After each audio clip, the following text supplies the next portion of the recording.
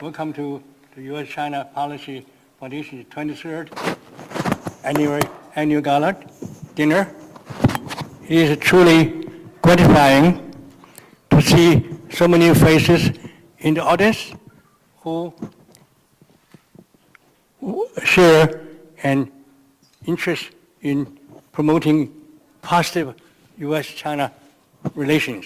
Before we begin, I would like to take a moment to acknowledge the loss of President George H.W. Bush.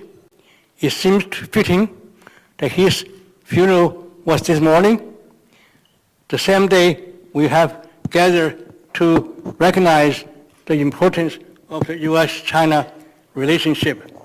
President Bush had a strong interest in China and truly believed in the necessity of fostering a positive U.S.-China relationship. While most will remember him as our 41st president, the first thing I always pictured when I think of President Bush is the image of him riding his bicycle in Beijing. When he served as the chief of the U.S. Liaison Office of the People's Republic of China in China, many China watchers will be familiar with the photo of George H.W. Bush and Barbara Bush with their bicycles in Tiananmen Square.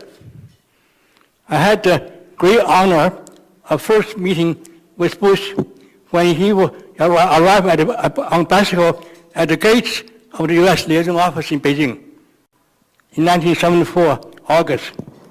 I was waiting outside the gate when then Ambassador Bush and Barbara Bush coming back from their bicycle rides.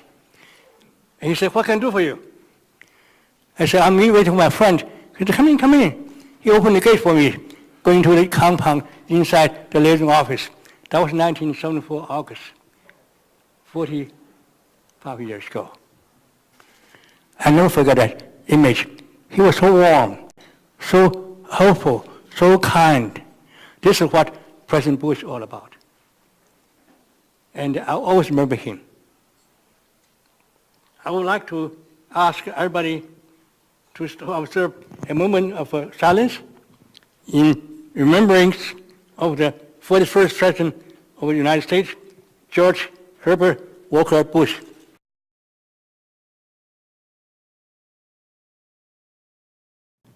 As we remember President George H.W. Bush and think about the many contributions he made over the years, let us pay special attention tonight to his work to improve U.S.-China relationship.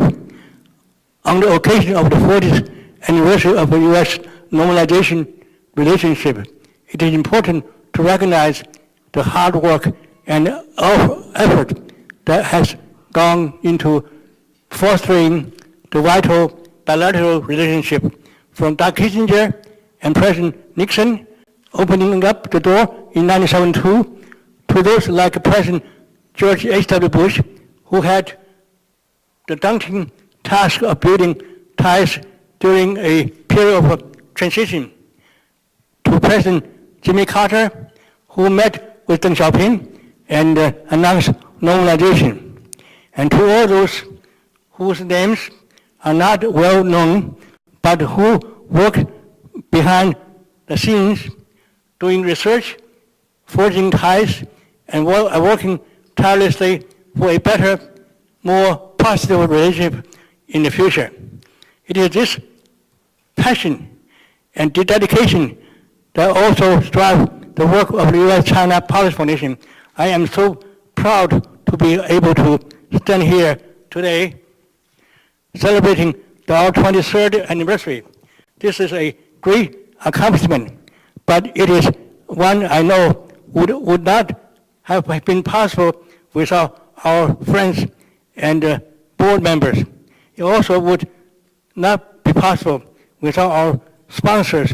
I would like to give a special thanks to the year's lead sponsor, Las Vegas Sands Corporation, and so many other sponsors here tonight. During times like today, when there is a tension in the official U.S.-China relationship, it is up to individuals and unofficial channels to keep the lines of communication open and encourage ongoing cooperation.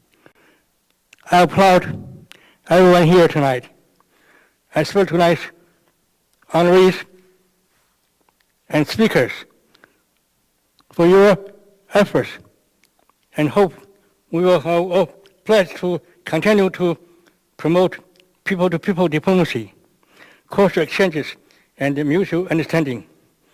Please enjoy your dinner. Thank you very much.